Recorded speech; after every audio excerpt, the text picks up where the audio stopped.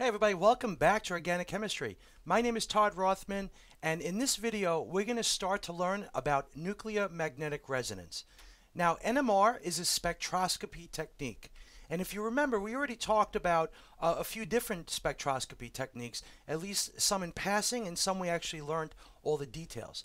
But in general, spectroscopy is the study of how energy affects matter, right? So that's what we do, and what we do is we're able to interpret the different changes in that energy or in the matter in order to determine structural information about our molecules. Okay, so what we're going to do in this video is we're going to start by just going over the basics of NMR, the philosophy behind NMR, what is this all about, how does it work, what does it actually tell us, and then we'll move into the more details about structural characteristic. Okay, so the ultimate goal for this video is just to give you a nice introduction, but I have to say it is extremely important that you get this foundation, because everything that we learn after this video for this chapter is going to be based upon the fundamentals that we talk about now. Okay, so let's go right into it and let's see what this is all about.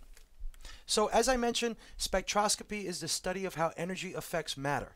Now imagine, for example, we have this molecule right here, and we didn't know what it looked like, right? So we're in a lab, we have a test tube, we have some sample, and we don't know the structural characteristics of this molecule, but of course we know we have an unknown, right? This is an unknown. Now what we can do is a series of tests, of different techniques in order to figure out the actual structure of this molecule. So maybe one of the things that we would do is we would run an IR spec on it, and so we would run this through an infrared spectroscopy device in order for us to figure out the functional groups that exist. So once we did that, we would realize we have a ketone, we would realize we have an ether, we'd realize that we have alkenes, right, double bonds. So these are the functional components of this molecule. But we don't know anything about how they're connected. We don't know anything about the relationship of these double bonds or where things are located. We just know after this first technique that we have these functional groups, right? So maybe another thing that we'll do is we'll go through UV visible spectroscopy.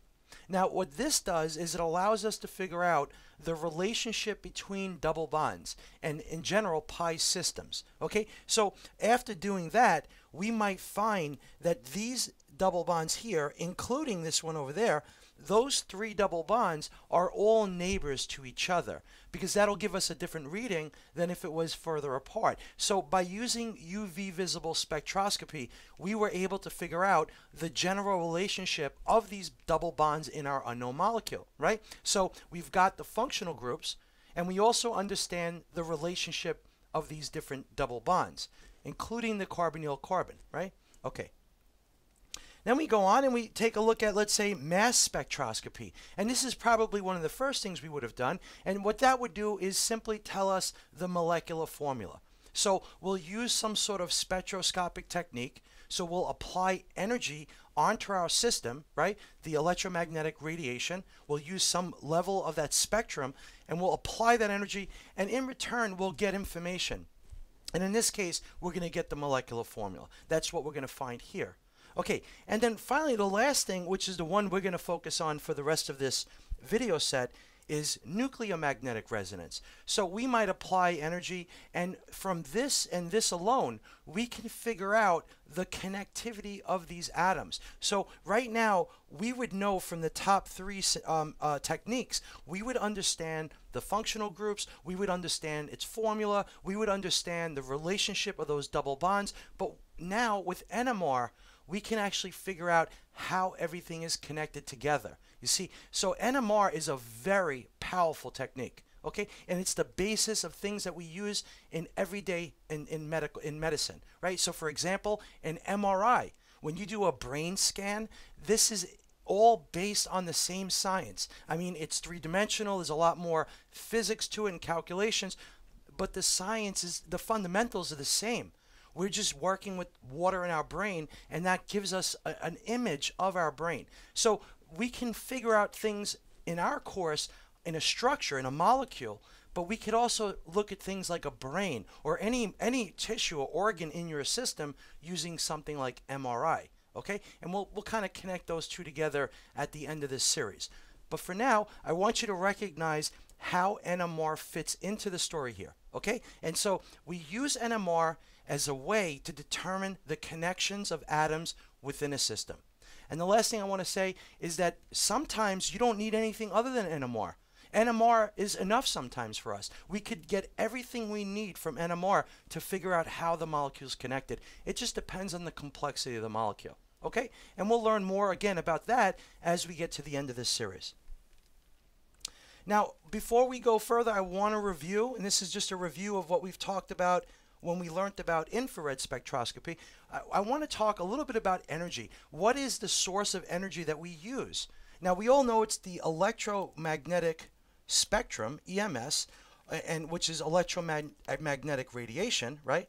So we have electromagnetic radiation. That's the source of energy that we're going to use to go and somehow stimulate our molecule. We're going to apply energy into our molecule, and depending on the technique that we're using, it'll do a different thing, right? And so we're going to learn, in our case, what NMR does. But if you recall, the basic idea of this spectrum is that when you look at a wave, so remember, actually, let me take one step back. What we're dealing with here are photons, right? A photon is the physical and the wave characteristic of this spectrum, this electromagnetic radiation. So we think of photon as light, right? It's the physical or the smallest indivisible medium of light, right? It's the simplest form of this energy source. Now, a photon is not just for light, it's the entire electromagnetic radiation spectrum. What we consider it is its physical or its simplest form of that energy source, right? So a photon has both a particle and a wave property. So we get both of them. We have this wave property, just like we do with electrons, but we also have a physical body to it, and that's the particle property. So what we're going to focus in on is its wave property. How does a photon change in energy? Like, what is it? What's associating its change? How do you go from, let's say, gamma ray down to, let's say, a radio frequency? And what is the difference between those two in regard to that photon in the simplest form of that energy source? So let's take a look. And what we see here is that when you have, let's say, a wave can exist by going through these cycles, right? So here's a wave, and in this case, I have these 3 cycles that it's going through. And imagine if this is 1 second in time. So we have this 3 cycles in 1 second, okay? Now, what we would say is that the amount of times that we go through a cycle, the number of cycles, the number of times you go up and down these hills equals the frequency. Okay, number of cycles per time. In our case, it's per second, but it could have been, you know, another time factor that we're using.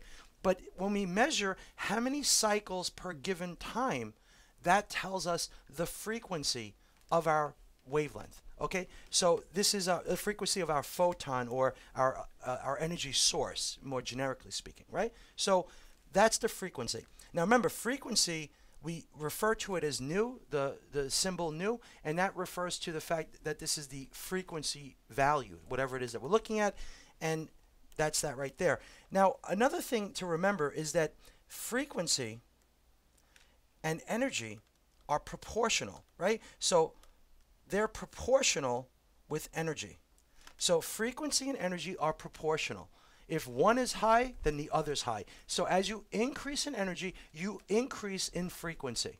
Now, so if we look at, for example, 2 different diagrams, and one has, let's say, a whole bunch of cycles, and then the other one has only, like that, 3 cycles, so this is 1 second and this is 1 second, then the first diagram is higher in energy, right? It has a more frequent, it goes through a cycle more frequently, therefore it's higher in energy. Whereas the second diagram here only goes through 3 cycles, it goes through less frequently, it goes through a cycle during this given time point, right? So that means that it's lower in energy. This is